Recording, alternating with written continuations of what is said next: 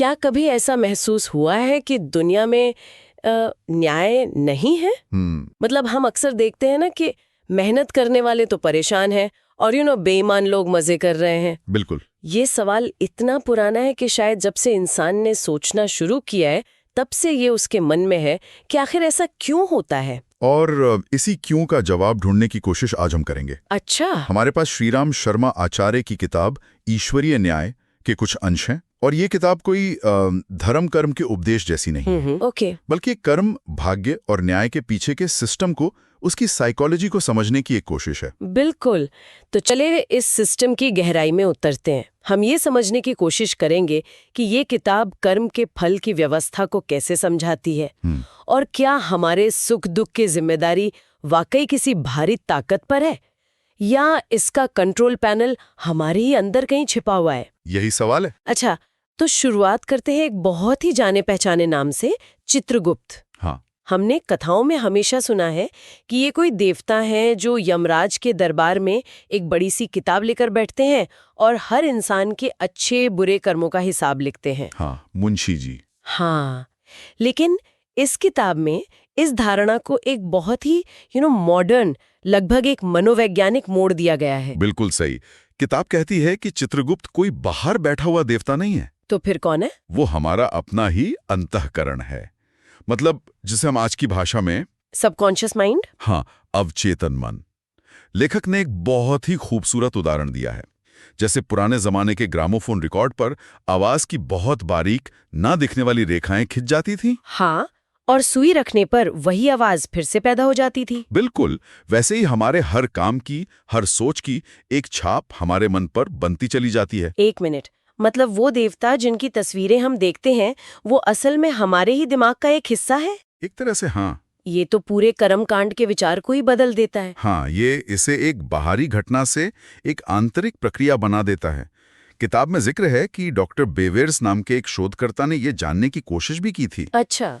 उन्होंने सोचा कि ये यादें या कर्मों के निशान दिमाग के ग्रे मैटर में किसी फिजिकल लकीर की तरह मौजूद होंगे।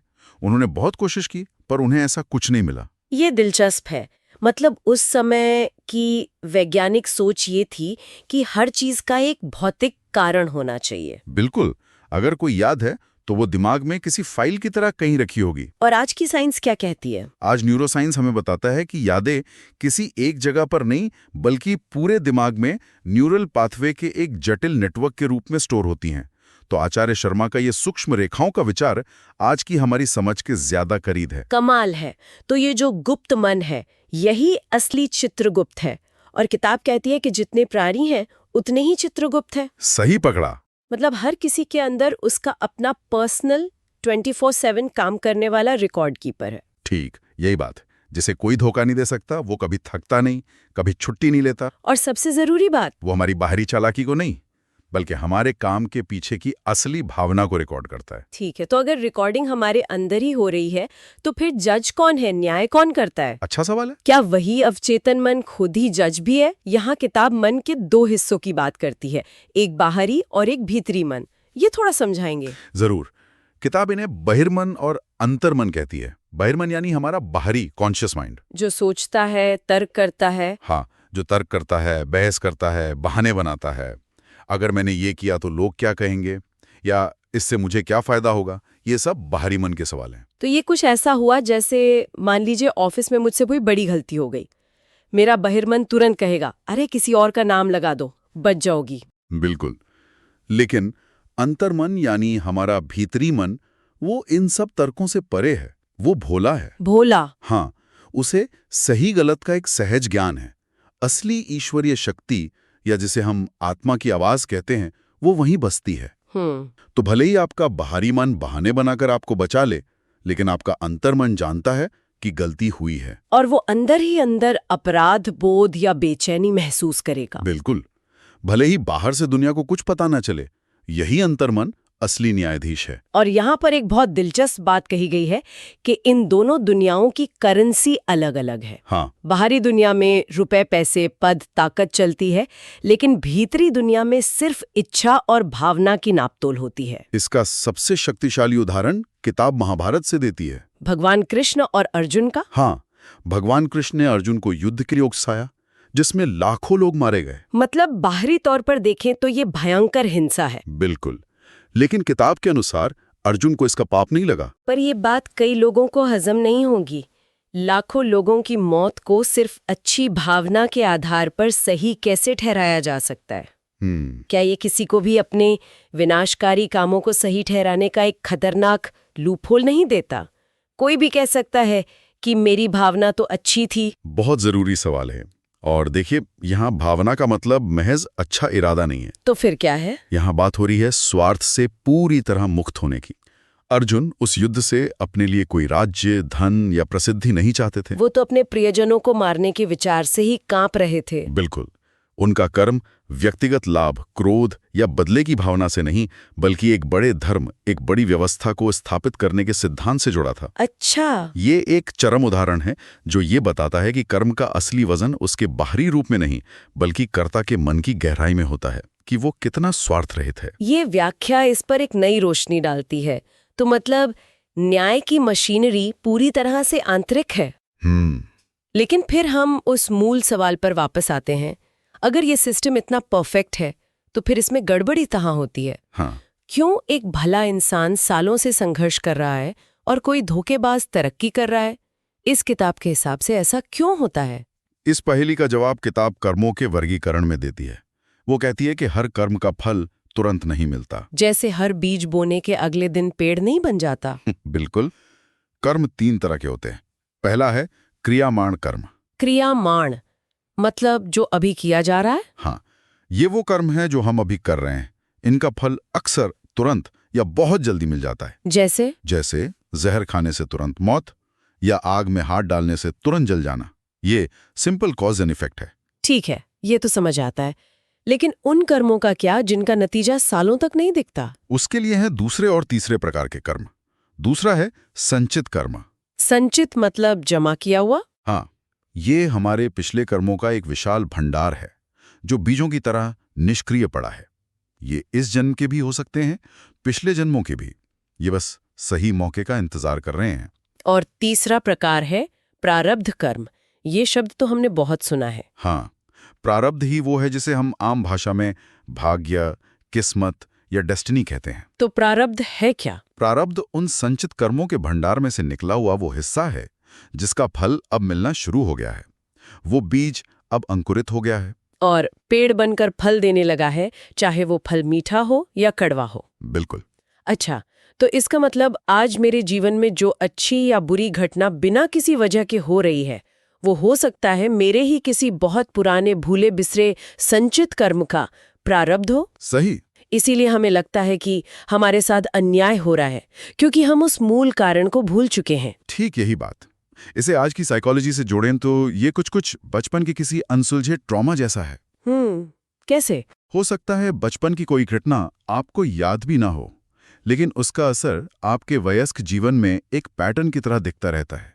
आप आज के परिणाम से परेशान हैं, पर उसकी जड़ बहुत गहरी है। प्रारब्ध कुछ ऐसा ही आध्यात्मिक कॉन्सेप्ट है। किताब दुखों के भी 3 प्रकार बताती है, दैहिक, दैविक और भौतिक। हाँ, दैहिक दुख यानी शारीरिक कष्ट। दैविक दुख को यहाँ मानसिक कष्ट कहा गया है, जैसे चिंता, डर। और भौतिक दुख वो हैं जो बाहरी दुनिया से आते हैं, दुर्घटना या किसी और इंसान से मिला धोखा। किताब कहती है कि ये तीनों तरह के दुख हमारे ही शारीरिक, मानसिक और सामाजिक पापों मतलब गलतियों के परिणाम हैं। ठीक है, यहाँ पर मेरे मन में एक बड़ा विरोधाभास पैदा हो रहा है। पूछिए। अगर प्रारब्ध कर्म एक तरह से पहले से तय है, जैसे एक फिल्म जो अब बस चल रही है, तो फिर किताब के उस मूल संदेश का क्या कि मनुष्य अपना निर्माता स्वयं है? बहुत अच्छा सवाल है। अगर सब कुछ पहले से तय है तो मैं निर्माता कैसी हुई? मैं तो बस एक कठपुतली हूँ। नहीं, हम कठपुतली नहीं हैं। इसी विरोधाभास को समझना इस किताब का सार है। तो फिर कैसे? इसे ऐसे समझें, प्रारब्ध वो पत्ते हैं जो आपको किस्मत ने बांटे हैं। ओके। आपको कौन से पत्ते मिलेंगे ये आपके संचित कर्म ने तय किया। आप उन पत्तों को बदल नहीं सकते।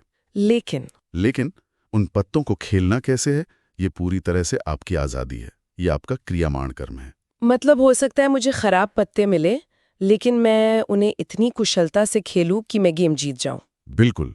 या हो सकता है आपको बहुत अच्छे पत्ते मिलें और अब बेवकूफ़ी से खेलकर बाजी हार जाएं। परिस्थितियां प्रारब्ध हैं, पर उन परिस्थितियों में हमारी प्रतिक्रिया, हमारा चुनाव, वो हमारा क्रियामाण कर्म है। एकदम सही। और यही आज का क्रियामाण कर्म हमारे कल का संचित कर्म बनेगा। तो हम निर्माता हैं। हाँ, अपने भविष्य के, अपनी प्रतिक्रियाओं के, अपने चरित्र के। किताब कहती है कि संसार तो कुम्हार के लिए मिट्टी की तरह निर्जीव है, हम उसे जैसा चाहें वैसा आकार दे सकते। एक किताब में एक बहुत गहरी बात कही गई है कि दुनिया हमें वैसी नहीं दिखती जैसी वो है, बल्कि वैसी दिखती है जैसे हम खुद हैं। एक धोखेबाज इंसान को हर जगह धोखा ही नजर आता है। सही। हम अक्सर शिकायत करते हैं कि दुनिया बहुत बुरी है, जमाना खराब हो गया है। हाँ, करते हैं। लेकिन ये किताब कहती है कि जिस दुनिया की हम शिकायत कर रहे हैं वो असल में हमारे ही अंदर के विचारों, भावनाओं का एक आईना है, एक प्रतिबिंब है। अगर मेरे अंदर शांति है तो मुझे बाहर भी शांति दिखेगी। बिल्कुल। और अगर मेरे अंदर उथल-पुथल है तो शांत माहौल में भी मुझे बेचैनी महसूस होगी। तो इसका समाधान क्या है? क्या दुनिया की बुराइयों से लड़ना है? नई किताब का संदेश बहुत ही सकारात्मक है। वो कहती है कि बुराइयों को कोसने या उनसे लड़ने से बेहतर है अच्छाई को बढ़ाना। जैसे एक छोटे से दिए को जलाने से ही बड़ा सा अंधेरा खुद ब खुद भाग जाता है। अंधेरे को डंडे से पीटकर भगाया नहीं जा सकता। वाह! वैसे ही दुनिया को बदलने की कोशिश करने से पहले अपने अंदर अच्छाई, ज्ञान और सात्विकता का दिया जलाना ज्यादा कारगर है। जब हम अंदर से बदलते हैं तो हमें दुनिया बदली हुई नजर आने लगती है। तो आज की इस पूरी चर्चा को अगर समेटें तो सार ये निकलता है कि ईश्वरीय न्याय कोई बाहरी अदालत नहीं है, बल्कि ये हमारे ही अंदर काम करने वाला एक ऑटोमेटिक सेल्फ करेक्टिंग सिस्टम है। एक ऐसा सिस्टम जहां हमारी भावना की स्याही से हमारे ही अवचेतन मन के खाते में कर्म दर्ज होते हैं और फिर सही समय आने पर सुख या दुख के चेक के रूप में हमारे सामने आ जाते हैं। बिल्कुल। और सबसे जरूरी बात शायद ये है कि हम अपने हालातों के लिए किसी और को दोष नहीं दे सकते। न ईश्वर को, न भाग्य को, न दूसरे इंसानों को। इस किताब के नजरिए से हम पीड़ित नहीं बल्कि अपनी दुनिया के निर्माता हैं। हमारा नजरिया ही हमारे संसार को बनाता है। हमारा बाहरी जीवन हमारे आंतरिक जीवन का ही विस्तार है। तो जाते जाते हमारे सुनने वालों के लिए एक विचार छोड़ जाते हैं। विचार यह है कि अगर हमारा बाहरी संसार सच में हमारे ही अंदर का प्रतिबिंब है, तो कल जब हम अपनी किसी बाहरी परिस्थिति को बदलना चाहें, चाहे वो हमारे रिश्ते हों, हमारा काम हो या हमारा स्वास्थ्य हो, तो क्या करें? तो हमें सबसे पहले अपने अंदर झांककर खुद से ये पूछना होगा, इस बाहरी परिस्थिति को पैदा करने वाला मेरा कौन सा आंतरिक विचार, भावना या विश्वास है जिसे मुझे बदलने की जरूरत है।